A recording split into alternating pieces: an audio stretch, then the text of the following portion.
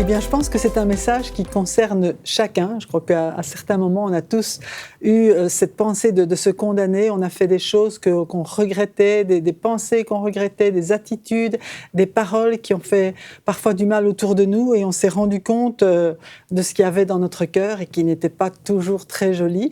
Parfois, il y a des actes qu'on a eus et qui sont irréversibles, qu'on ne peut même pas corriger. Mais la première pensée est une pensée généralement de tristesse. Et c'est quelque chose de normal. Je crois que la première réaction, quand on a fait quelque chose de mal, on s'en veut. L'important, c'est de ne pas rester sur cette situation-là. Le fait, simplement, c'est qu'il y a notre conscience qui nous reproche ce qu'on a fait. Et donc, c'est bien de savoir qu'on a une conscience et de ne pas la négliger.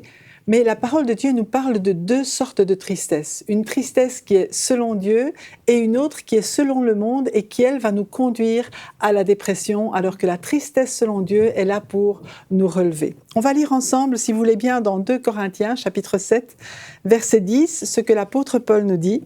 « En effet, la tristesse qui est bonne aux yeux de Dieu produit un changement d'attitude qui conduit au salut et qu'on ne regrette pas. La tristesse du monde, elle, produit la mort. » Donc, il y a deux types de tristesse. Cette tristesse qui est bonne aux yeux de Dieu, qui nous permet de réaliser ce qu'on a fait de mal et qui nous donne envie de changer, qui nous dit on ne peut pas rester avec cette attitude-là, on ne peut pas garder les mêmes pensées, on ne peut pas refaire ces choses. Et cette tristesse-là, on ne la regrette pas. Mais ce qui est important, c'est de savoir que lorsque nous reconnaissons une faute, que nous sommes d'accord avec Dieu pour reconnaître cette faute, eh bien Dieu, lui, il nous pardonne. C'est ce que 1 Jean, chapitre 1, va nous dire. On va lire à partir du verset 8. Et il dit « Si nous disons que nous n'avons pas de péché, nous nous séduisons nous-mêmes et la vérité n'est point en nous. » Alors c'est clair que quand on se condamne, c'est qu'on reconnaît déjà qu'on a péché, donc la vérité est en nous.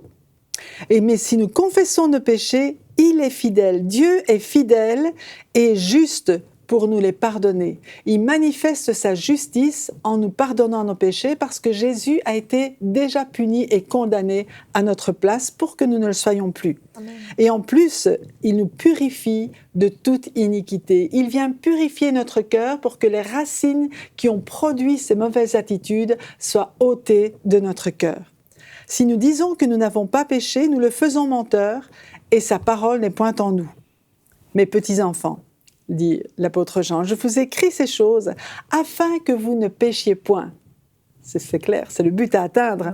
Mais, et si quelqu'un a péché, nous avons un avocat auprès du Père, Jésus-Christ le juste. Oh, combien nous avons besoin de cet avocat qui plaide en notre faveur. Il est lui-même la victime expiatoire pour nos péchés, et non seulement pour les nôtres, mais aussi pour ceux du monde entier.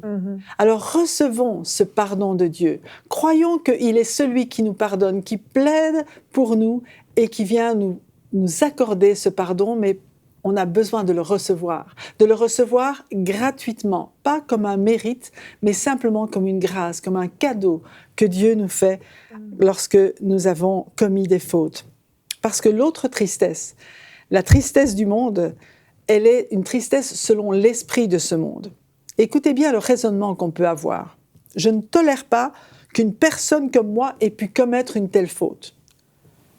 Je m'en veux encore et encore, ça n'aurait pas dû arriver. Finalement, je ne vaux rien et mieux vaut mourir. Et là, ça veut dire que j'attribue ma valeur est basée sur ma capacité à tout faire parfaitement et je m'en veux parce que je n'ai pas réussi à faire les choses parfaitement. Et là, mes amis, c'est de l'orgueil. Tout simplement, c'est croire que nous-mêmes, on est capable de se sauver par soi-même, on est capable d'être parfait par nous-mêmes. Et là, c'est pas vrai, parce que notre cœur, c'est vrai qu'il est tortueux par-dessus tout.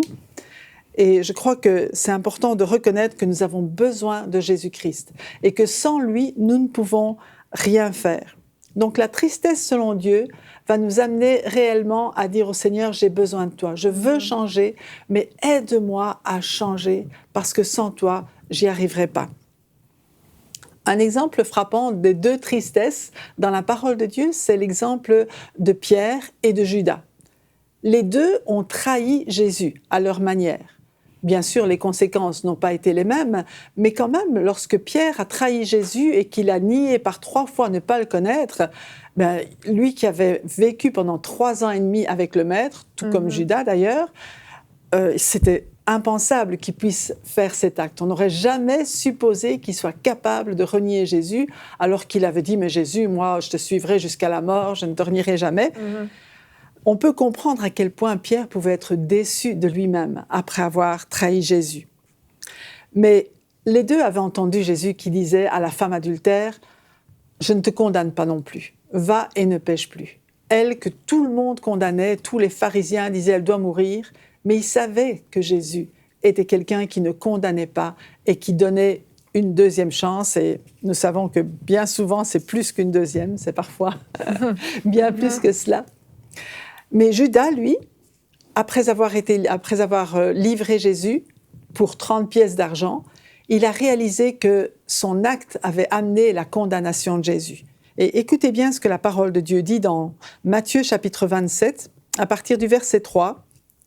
« Alors Judas, qui l'avait livré, voyant qu'il était condamné, fut pris de remords. » Et là, il y a la différence entre le remords et la repentance.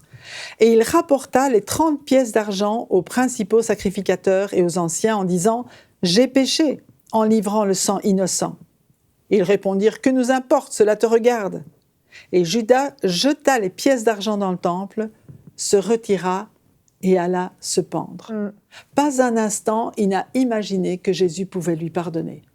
Pas un instant, il a cru « Mais oh, j'ai fait quelque chose de terrible, mais je vais demander pardon, je sais que le Maître, il est bon. » Non, il s'est reproché ces choses et ça l'a conduit à la mort. C'est ce qu'on appelle le remords. C'est la tristesse selon le monde. Et c'est pas ça que Dieu nous demande. Pierre, par contre, par 3 fois, a renié Jésus en jurant ne pas le connaître. C'est ce qu'on lit dans Matthieu chapitre 26, verset 73.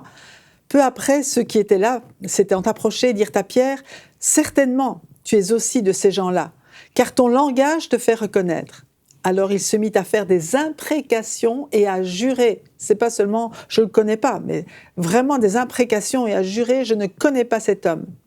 Aussitôt, le coq chanta.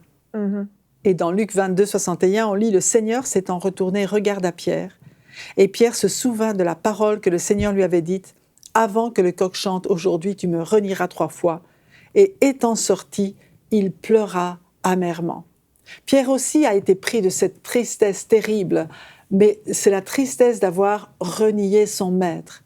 Mais le regard de Jésus, il s'est souvenu de ce que Jésus avait dit. Cette tristesse l'a ramené à Jésus. Au lieu de l'en éloigner, la tristesse selon Dieu nous ramène à Jésus pour recevoir de lui le pardon. Amen. Et on va retrouver Pierre qui va être le premier à rentrer dans le tombeau après la résurrection de Jésus.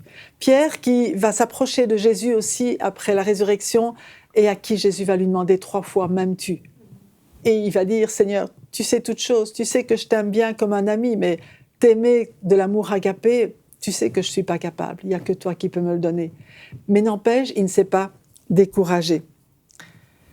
Et il y a une autre chose que l'on voit aussi, que s'auto-condamner nous paralyse, ça nous empêche vraiment de marcher dans les voies de Dieu.